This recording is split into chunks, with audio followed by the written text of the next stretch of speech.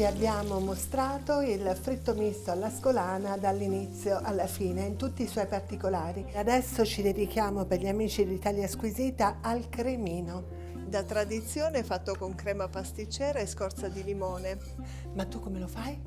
Allora, io non posso stare più di tanto buono e ho legato due importanti elementi della nostra tradizione. Il cremino, ma fatto col 369. Una crema molto semplice perché non prevede nemmeno le uova. Era il budino della nonna. Il budino della nonna. La merenda golosa. Hai detto benissimo, perché realmente 369, il nome di questa crema viene preso dalle sue dosi, quindi 3 cucchiai di cacao, 6 cucchiai di farina e 9 cucchiai di zucchero. Tutto questo per 1 litro di latte. Quindi lo facciamo vedere nella nostra versione classica tradizionale al limone e nella tua versione particolare al cioccolato, al 369 e all'anisetta o all'anice. Come prima cosa unisco lo zucchero con le uova intere. Ho messo a scaldare il latte con la scorza di limone. Mi puoi aggiungere la farina, Daniele? Certo che sì.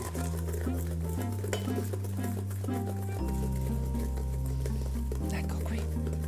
Puoi metterla tutta. E quindi ecco diventa liscio, setoso. Allora qui io aspetterei il calore completo del latte, quindi se vuoi puoi iniziare ad impastare il tuo cremino. Sì, facciamo vedere i passaggi man mano come si differenziano. Il mio cremino nella realtà è un cremino fatto col 369, una crema classica, un budino classico al cacao, molto semplice, quindi latte, farina, zucchero e cacao. A differenza del tuo latte sul fuoco, il mio rimane freddo perché non avendo uovo nulla, devo unire solo elementi secchi, preferisco farlo a freddo affinché non vengano grumi. Questa è una crema che componeva la classica pizza sbattuta, quindi il pan di Spagna farcito di qualunque domenica a casa della nonna. E voglio anche specificare che quando parliamo delle domeniche alla nonna, della tradizione eccetera eccetera, non è un ricordo malinconico, ma è proprio dare valore alla bellezza di quello che abbiamo vissuto e che stiamo portando avanti, perché nel mio ristorante il 369 è presente da 25 anni, quindi per me è un elemento importante. Aggiungiamo un liquore all'anice locale e andiamo sul fuoco. Allora, il latte sta per bollire, quindi io vado a togliere le scorze di limone che avevo messo in infusione. Io nel frattempo invece giro sempre perché, ripeto, non abbiamo l'uovo che ci aiuta a legare, ma solo la farina, quindi devo controllare.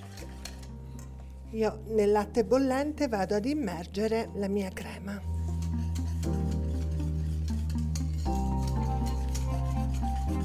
E inizio piano piano la cottura. Questa cottura è un pochino più lunga perché mentre con la crema normale al primo bollore spengo, in questo caso faccio sobbollire per una decina di minuti. E così ci avviciniamo al termine, inizia a tirare il nostro 369. Come vedete inizia a staccarsi dalle pareti. Ci siamo quasi. Ale. Siamo arrivati in contemporanea, Daniele. Hai visto? Ti ho recuperato, eh? Perfetto, guarda. Ho preso un vassoio bagnato con dell'acqua fredda e adesso semplicemente rovescio giù la crema.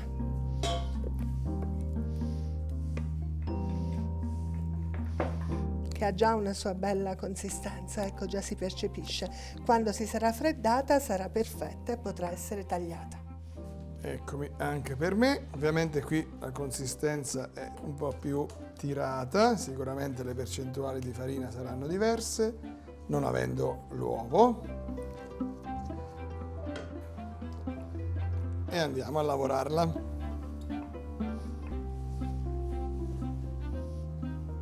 Stessa regola per tutte e due le versioni dei cremini. Adesso andiamo a freddare bene il composto. Allora, creme fredde. Farina sul fondo, rovesciamo. Vedete, bello gelatinoso, è un budino a tutti gli effetti. Mettiamo sopra farina, facciamo come si è sempre fatto per il cremino e andiamo a fare intanto delle strisce. Io faccio esattamente la stessa cosa, passo bene il taglio anche nella farina per poi fare dei rombetti di crema.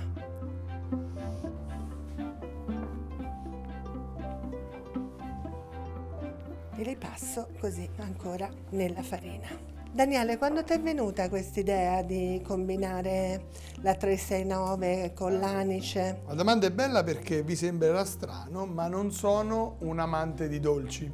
Quindi il cremino per me è quella cosa che nel fritto ne rubo uno e finisce. Poi ho pensato, ma perché invece non dare importanza al cremino tanto quanto l'oliva, l'agnello, eccetera, eccetera. E quindi ho pensato a una crema nostra, che era appunto il 369, e l'ho, diciamo, leggermente modificata, aromatizzata per poi diventare un cremino da friggere. Per me invece era molto importante fare una crema che fosse scioglievole, perché c'è un po' la tendenza, per paura che la crema si esca fuori dall'impanatura, di fare una crema un po' troppo sostenuta in farina. Sì. Allora io l'ho alleggerita e quindi è una crema che comunque ha la sua consistenza, però esternamente croccante, dentro quasi liquida.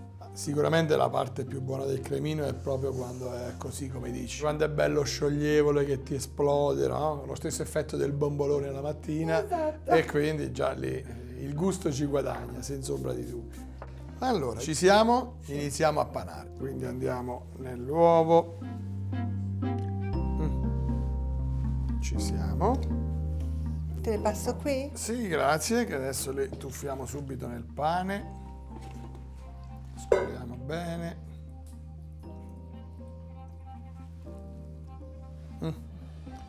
Facciamo change. Ale. Perfetto. E andiamo a panarle.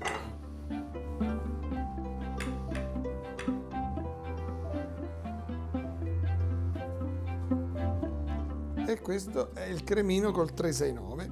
Ok, vuoi fare qualcuno dei tuoi? Sì, certo.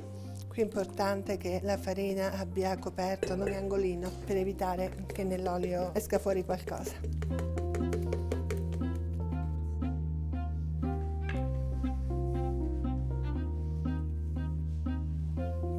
Già tra le mani posso immaginare come esploderanno in bocca. Perché è tenera, Due vero? consistenze completamente diverse. Sì.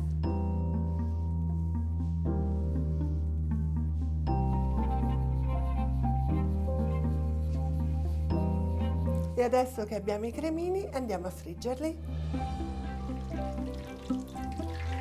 Iniziamo con il 369. Vai, andiamo di 369. Per friggere usiamo l'olio Friend, che è un olio di semi di girasole altoleico con estratti di rosmarino. Non rilascia odori e dà una frittura veramente deliziosa. Il cremino è la cottura più breve di tutto il fritto perché è talmente delicata e sottile l'impanatura che si cuoce in un secondo, no, Sì, è Daniele? velocissimo. E il suo contenuto è super morbido, quindi anche qui dobbiamo fare attenzione. Però tutte queste attenzioni ci regalano un gusto Delicatissimo. assolutamente. E c'è certo il rischio che in un'impanatura così sottile la crema interna possa un po' fuoriuscire. E qualcuno vedi viene aperto ma poi si richiude dopo poco, quindi Sì, come si fredda un pochettino sì, si sì, chiude. appena si fredda. E soprattutto è anche questa cosa che possiamo definire magari come una cosa che può succedere, è un certificato di qualità perché sono super artigianali, Assolutamente. un'unica panatura per chi frigge, per chi sa di cosa stiamo parlando. Lavorare con un'unica panatura non è da principianti, è una cosa veramente ardua. Richiede una manualità. Allora, iniziamo a posizionare i nostri cremini, il classico e il 369. Così abbiamo pronte tutte e due queste le cornie del fritto, la parte dolce del fritto alla scolana. Qualcuno direbbe un lato tradizione e un lato innovazione, invece a me piace definirla la tradizione che continua. Continua, hai ragione Daniele, è un percorso in evoluzione. Questo è per te, questo è per me. Eccolo, scioglievolissimo. Ma posso assaggiare uno dei tuoi? Devi, assolutamente, vai! Grazie! Tanto lo sento col profumo perché mi piace sentire questo anice.